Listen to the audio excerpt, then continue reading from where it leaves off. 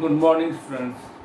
Chemistry में में आपका स्वागत है। पिछले चैप्टर में या पिछले टॉपिक में हम बात कर रहे हैं some basic concept of chemistry, जो 11th क्लास का एक बहुत ही इम्पॉर्टेंट चैप्टर है। इसके कई सारे जो टॉपिक्स हैं हमने पिछली वीडियोज़ में कवर कर लिए हैं। आज के लेक्चर में हम बात करेंगे विलियन और उसकी यूनिट के बारे में, ठीक है, कि सॉल्यूशन क्या होता है और उसकी कौन कौन सी कंसंट्रेशन होती है, ठीक है। तो चलिए स्टार्ट करते हैं। बहुत ही अच्छा टॉपिक है आज का। तो सबसे पहले हम बात करते हैं विलियन।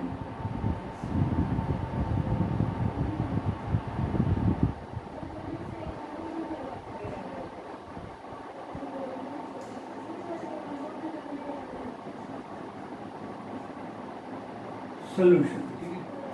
तो विलियन होता क्या है? हमने मिक्सचर बात की है, मिश्रण हमने पढ़ा हुआ है। मिश्रण, मिक्सचर हमने बात की थी। मिक्सचर क्या होता है? ए कॉम्बिनेशन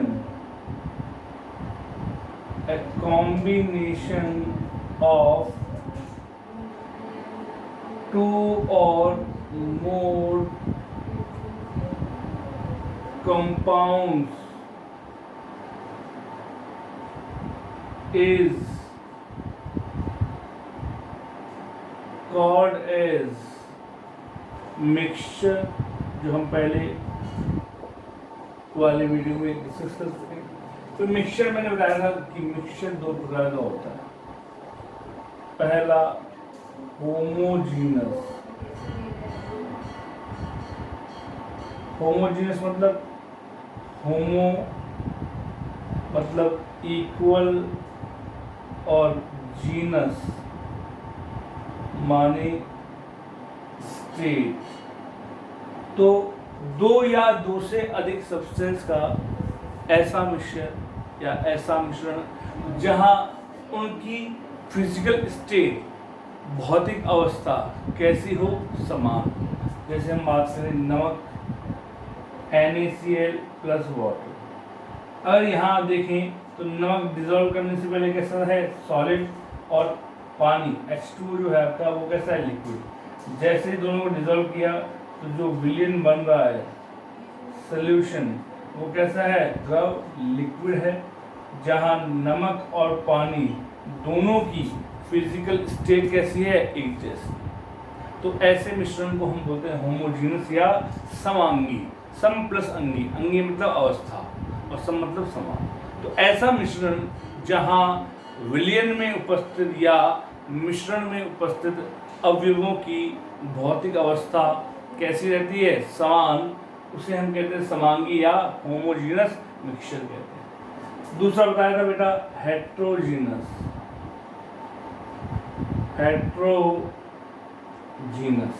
तो हेट्रोजीनस में हेट्रो मानी डिफरेंट, मानी अलग अलग, जीनस स्टेट। तो ऐसा मिश्रण जिसमें जितने भी कंपाउंड है उन सब की फिजिकल स्टेट, भौतिक अवस्थाएं अलग अलग हो, क्या कहलाता है? विषमांगी मिश्रण या हेट्रोजीनस मिक्सचर कहलाता है। फॉर एग्जाम्पल धुआं, स्मोक। धुआं में दो चीज होती है, एक तो होता है कार्बन के कण और एक होती है वायु। वायु कैसी है? गैस। और कार्बन के पार्टिकल कैसे हैं? सॉलिड। तो देख सकते हैं दोनों ही पार्टिकल की जो या दोनों ही जो कंपोनेंट है उनकी फिजिकल स्टेट कैसी है? अलग अलग है। तो कहने का मतलब क्या है कि मिश्रण क्या होता है कि दो या दो से अधिक पदार्थों का संयोजन। जब दो या दो से अधिक पदार्थों को आपस में मिला दिया जाता है तो क्या बनता है? मिश्रण का निर्माण हो जाता है, ठीक। तो हम बात करें किसकी? विलियन की। अब विलियन की अगर बात करें तो विलियन भी एक प्रकार का मिश्रण ही होता है। तो देखिए विलियन ए होमोजीनस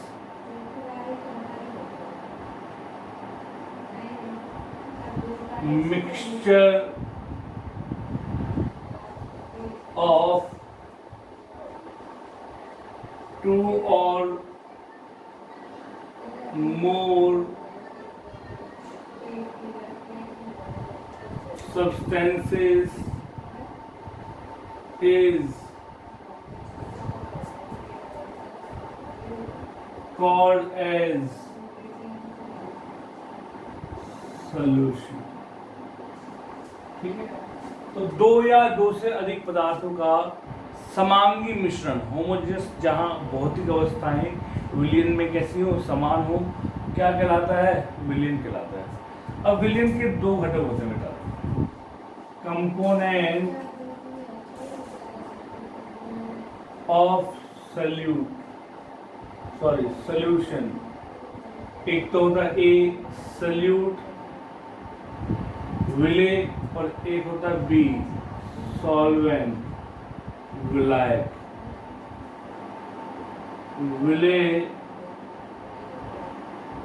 और विलायक। विलेय की अगर बात करें तो ऐसा कंपोनेंट जो कम अमाउंट में उपस्थित होता है, प्रेजेंट होता है, या फिर आप कह सकते हैं कि जो कंपोनेंट या घटक डिसॉल्व होता है, टू बी डिसॉल्व, वो होगा आपका विलेय, और जो ज्यादा अमाउंट में होता है वो होता है सॉल्वेंट या विलायक। तो लेस इन अमाउंट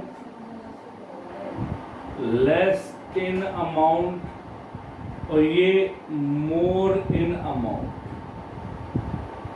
ठीक है, आगे बढ़ते हैं। तो अब ये थोड़ा सा इंफॉर्मेशन था, बाकी की डिटेल की जो स्टडी है वो हम chapter number 2 solution 12th class में बात करेंगे। तो अब इसकी यूनिट कौन कौन सी, हमारे सिलेबस में इसकी यूनिट है पहली द्रव्यमान प्रतिशत। द्रव्यमान प्रतिशत जिसको हम बोलते हैं मास परसेंटेज। मास परसेंटेज क्या होता है, the amount of solute in gram which is dissolved in 100 gram solution is called as mass percentage. तो मास परसेंटेज जिसे हम डिनोट करते हैं W परसेंटेज। ठीक है, W परसेंटेज क्या होगा आपका, मास of solute upon mass of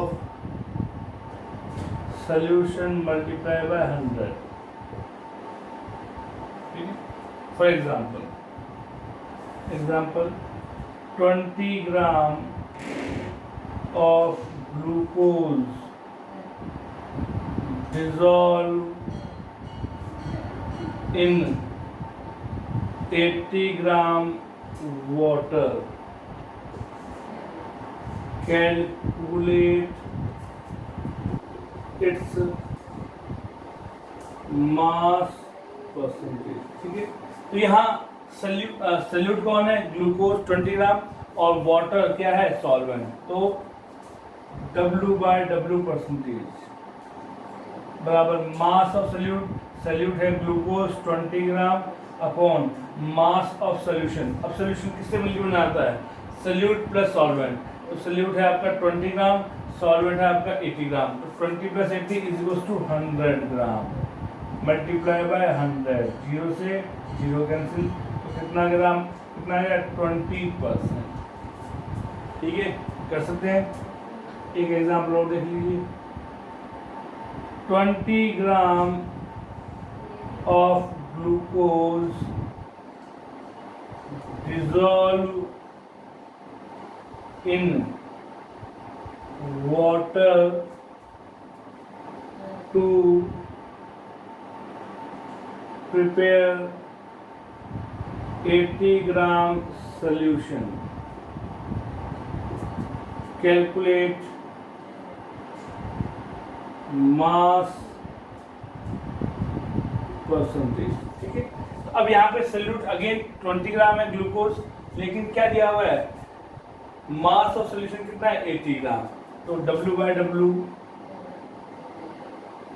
is equals to 20/80 into 100, 20 से 24 25% कर लेंगे।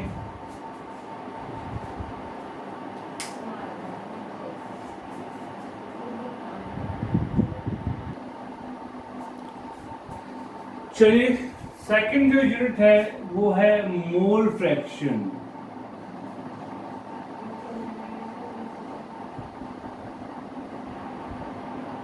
Mole fraction x। तो मोल फ्रैक्शन होता क्या है, फ्रैक्शन का मतलब पार्ट हो गया आपका। तो mole fraction it is defined as the ratio of moles of a compound and total moles of solution is called as mole fraction। तो mole fraction x is equals to moles of component, फिर चाहे वो salute हो चाहे solvent हो, upon total moles, total mole. इस फॉर्मूले से आप मोल फ्रैक्शन कैलकुलेट कर सकते हैं। ठीक है, for example let in a mixture two compound या two component A and B are present। ठीक है, सपोज एक मिक्सचर है जिसमें दो कंपोनेंट है, जिसका एक A है और एक B। The mass of A and B are WA, WB, while their molar mass are MA and MB respectively। ठीक है, हमारे पास दो कंपोनेंट है A और B। A कंपोनेंट का मास WA और उसका मोलर मास MA। ठीक इसी प्रकार B कंपोनेंट का मास WB और मोलर मास MB। तो यहाँ से हम पहले क्या निकालेंगे, मोल निकालेंगे। तो देखिए, mass of A WA molar mass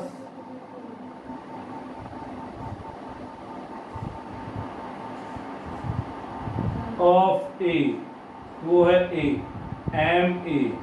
तो number of moles of A के मोलों की संख्या NA बराबर given mass upon molar mass.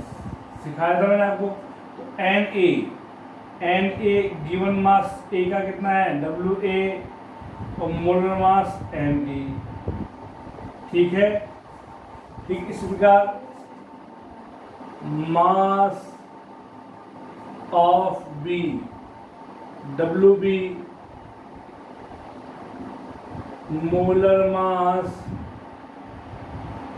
Of B M B. तो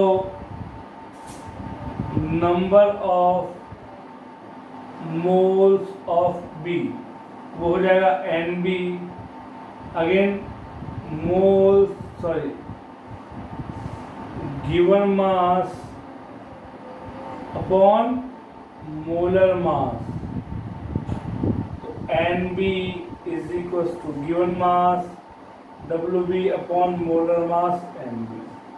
ठीक है, तो दोनों कंपाउंड के या दोनों कंपाउंड के अलग अलग मोल आ गए, तो टोटल मोल कितने होंगे? Total moles of solution Na plus N। अब हमारे पास टोटल मोल ऑफ सॉल्यूशन आ गए और मोल्स ऑफ कंपोनेंट आ गए, दोनों आ गए, तो हम मोल फ्रैक्शन निकाल सकते हैं। तो देखिए मोल फ्रैक्शन ऑफ ए वो होता है X A is equal to moles of A upon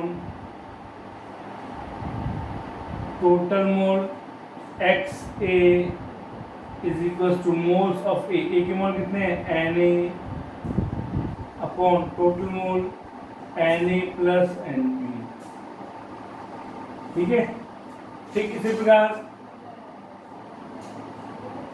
mole fraction of B तो क्या हो जाएगा? N B sorry X B is equal to moles of B upon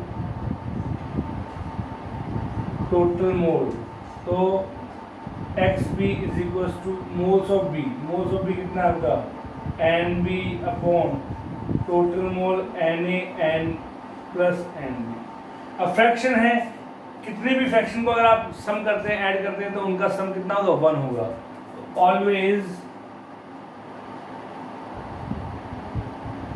x A plus X B is equal to 1।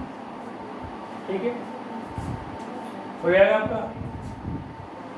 ठीक इसी प्रकार एक आता है मोल percentage.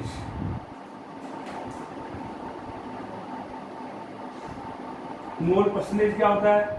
Mole fraction multiply by 100। अगर मोल फ्रैक्शन को आप 100 से मल्टीप्लाई करें तो निकल के आएगा मोल परसेंटेज। देखिए एक एग्जांपल लिखते हैं क्वेश्चन की फॉर्म में। मान लिया एक मिक्सचर है, तो किसी मिक्सचर में 9 ग्राम H2O और 32 ग्राम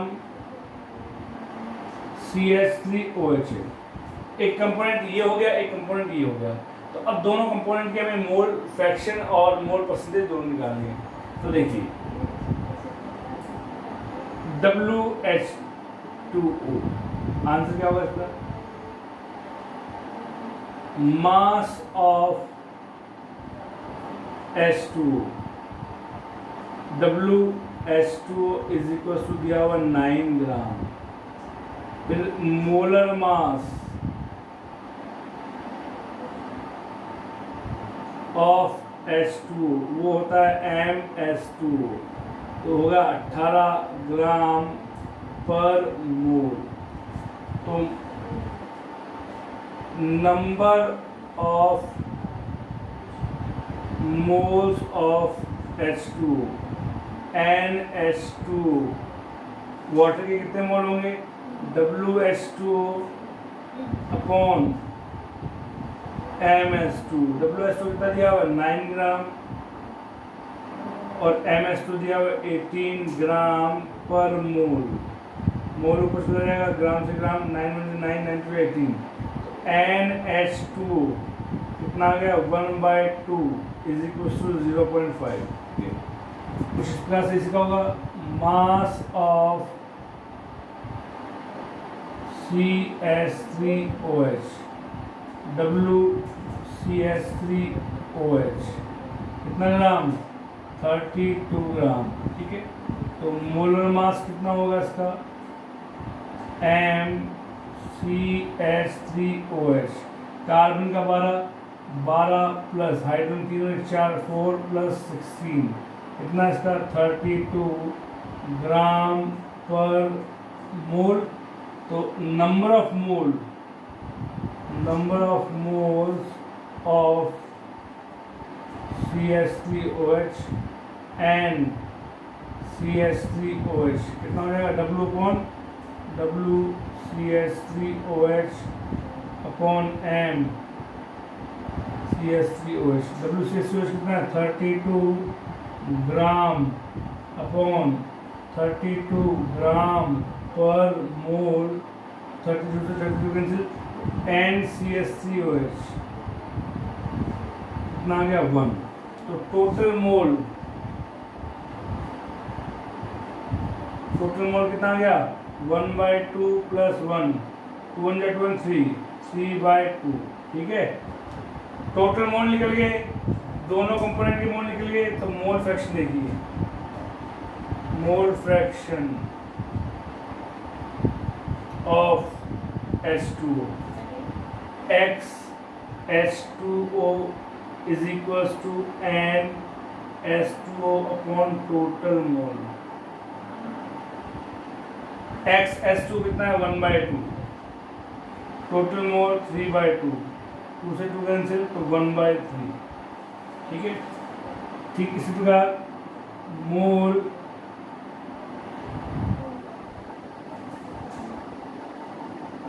फ्रैक्शन ऑफ CH3OH, तो XCH3OH is equal to N CH3OH upon total mole. CH3OH कितना है 1, टोटल मोल कितना है आपका 3/2, तो आंसर हो गया 2/3। ठीक है, तो वाटर का मोल फ्रैक्शन 1/3 और CH3OH का मोल फ्रैक्शन 2/3। टोटल कर लो, XH2O plus XCH3OH is equal to 1 होना चाहिए। तो 1/3 प्लस 2/3 तो कितना हो गया आपका is equal to 1। LCM 3, 1 plus 2 is equal to 1, तो 3/3 is equal to 1 is equal to 1 आ जाएगा। तो ये थी मोल फ्रैक्शन।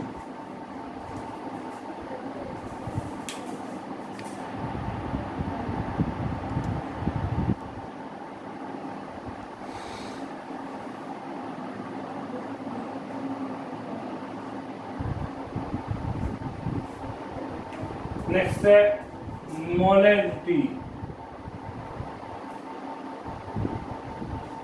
मोलैरिटी को हम कहते हैं मोलरता। मोलैरिटी होती क्या है, the number of gram moles of solute which is dissolved in 1 liter or 1000 ml of solution is called as molarity. It is denoted by capital M। कहने का मतलब क्या है कि किसी 1 लीटर सोल्यूशन, 1 लीटर या 1000 ml सोल्यूशन में किसी सॉल्यूट के जितने ग्राम मोल डिजोल्व होते हैं उसे हम क्या बोलते हैं, मोलैरिटी। और मोलैरिटी को रिप्रेजेंट किया जाता है कैपिटल M से। तो molarity M is equals to gram mole of solute upon volume of solution. ठीक है, और ग्राम मोल कैसे निकालते हैं, mass of solute upon molar mass of solute, ठीक है, इनटू वॉल्यूम ऑफ सॉल्यूशन, या इसको कैसे लिखते हैं, m is equal to mass of solute, अभी बताया आपको क्या होता है W, और सॉल्यूट की रहता है B upon molar mass of solute, तो सॉल्यूट B है तो mb into volume solution Vs litre में। अगर क्वेश्चन में आपको वॉल्यूम मिलीलीटर में दिया हुआ है तो मिलीलीटर को चेंज करना पड़ेगा इसमें लीटर में, और मिलीलीटर को लीटर में चेंज करने के लिए 1000 का डिवाइड करते हैं, तो m is equal to WB into 1000 upon MB into Vs, ठीक है। WB mass of solute, WB mass of solute, जिस भी सब्सटेंस को आप डिसॉल्व कर रहे हैं उसका ग्राम में मास, MB उसका मोलर मास निकालना इसका है आपको, मोलर मास, और Vs वॉल्यूम ऑफ सॉल्यूशन, ठीक है।